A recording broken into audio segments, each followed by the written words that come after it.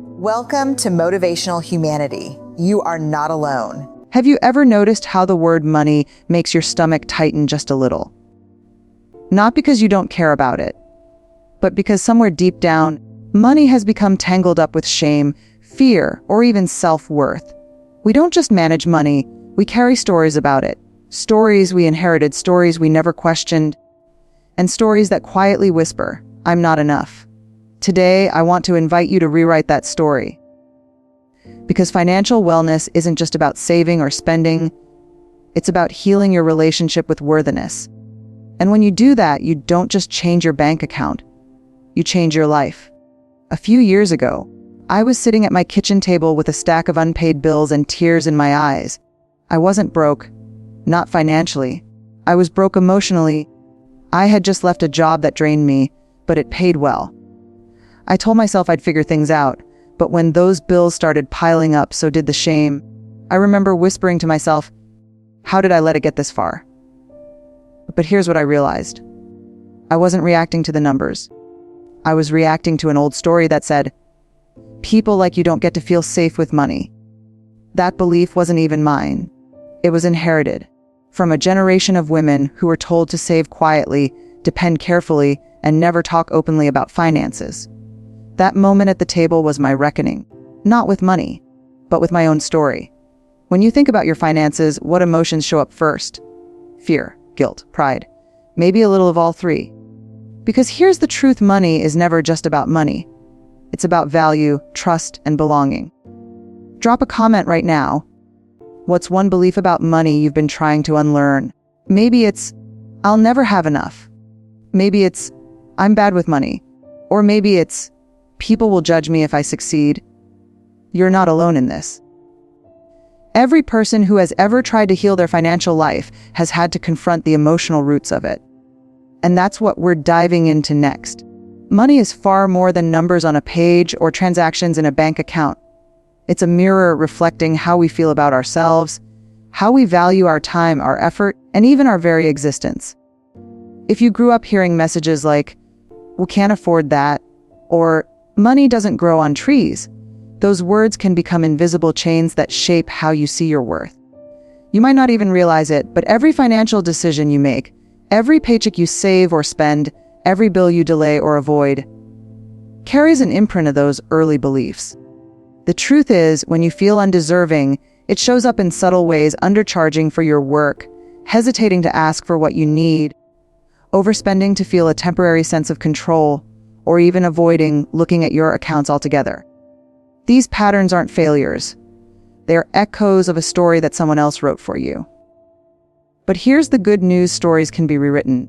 You can start by noticing the beliefs you carry about money and asking, is this really mine? Or did I inherit it? You can gently challenge the narrative that says you're not worthy of abundance, security, or peace. Because true financial wellness begins when you understand this: your value is not measured by your balance sheet. Your worth is intrinsic. It is not contingent on how much you earn, spend, or save. It is already there. And when you step into that truth, something incredible happens. Your money decisions stop being driven by fear or shame. They start being guided by alignment, integrity, and respect for yourself. Suddenly, saving money isn't about proving something to the world. It's about nurturing your own sense of safety. Spending isn't reckless, it's honoring your needs and your joy. Financial peace isn't a distant dream anymore.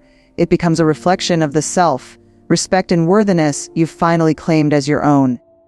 Vulnerability is often misunderstood as weakness, but in truth, it is one of the greatest forms of courage we can practice, especially when it comes to money. Talking about finances, admitting fears about not having enough, or confessing mistakes you've made around spending and saving can feel terrifying. You might worry about judgment, about appearing irresponsible, or about losing control. But the moment you bring these fears into the light, you take away their power. Think about it: every financial struggle, every moment of doubt or shame carries a hidden story. Maybe it's a story that says, I'm not smart enough to manage money, or I'll never be able to get ahead. These stories thrive in the shadows, quietly steering your choices without you even realizing it. But when you dare to speak them out loud, to yourself, to a trusted friend, or even in a journal, they begin to lose their grip.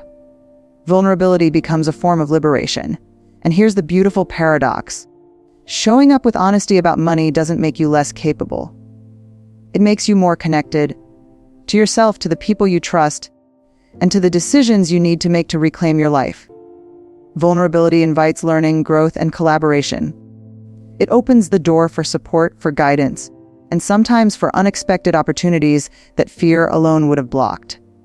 By leaning into discomfort, by naming what scares you financially, you begin to see money not as a source of anxiety, but as a tool for empowerment.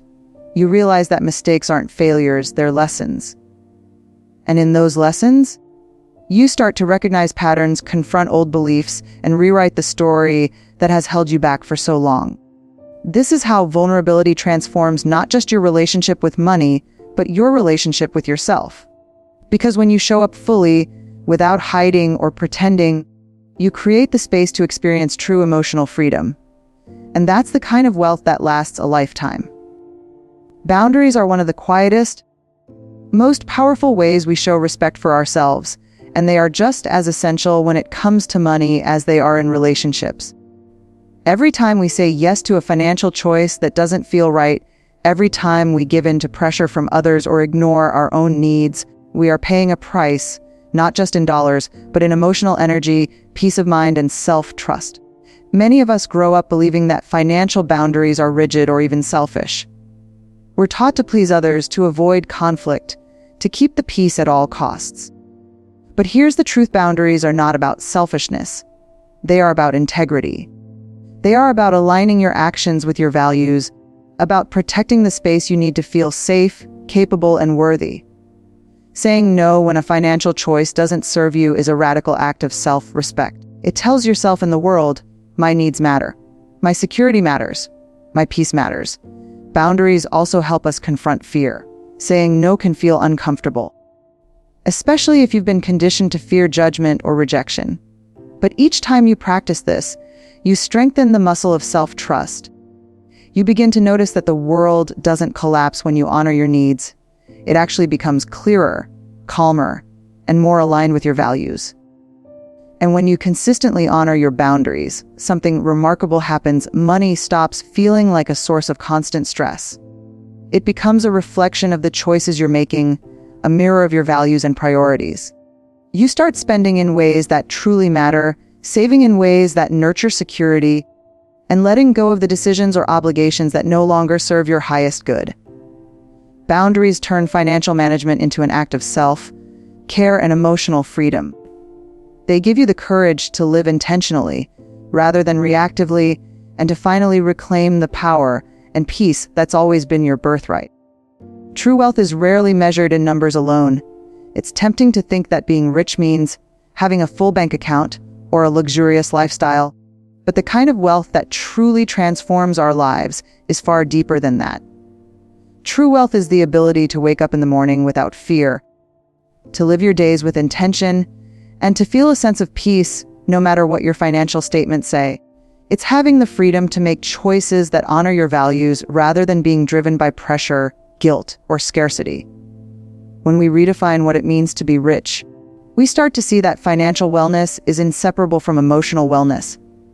The freedom to say no without fear, to invest in experiences or people who matter, to let go of debt or obligations that weigh us down. These are the acts that create real richness. It's the kind of wealth that fills your life with presence and joy, that allows you to show up fully, to nurture relationships, and to pursue passions without constant anxiety or shame. And here's the transformative part. When you embrace this kind of wealth, money stops being a source of stress or comparison. It becomes a tool, a means to live the life you actually want, not the life you think you're supposed to live. You begin to understand that abundance isn't a number, it's a feeling. It's the feeling of safety in your choices, the feeling of respect for your needs, the feeling of alignment with your true self. When we allow ourselves to see wealth in this way, we step into a new story entirely. We stop chasing validation through money and start chasing freedom, purpose, and fulfillment. We understand that the real currency of life is emotional freedom, self-respect, and connection. and that cultivating these forms of richness is far more powerful than any dollar amount could ever be. In embracing this perspective, we not only rewrite our money story, but also reclaim our lives, our joy, and our sense of worth that has always been ours to claim. So maybe it's time to rewrite your money story, not with guilt, not with shame, but with compassion and truth. Ask yourself tonight, what would my financial life look like if I believed I was worthy of security, peace, and joy? Start small. Review your spending without judgment. Celebrate every mindful choice. And remember, you're not chasing money, you're creating freedom. If this message spoke to your heart, share it with someone who's been carrying the same silent burden. Because healing our money stories isn't just personal, it's generational. This is how we rise, not by earning more, but by feeling enough.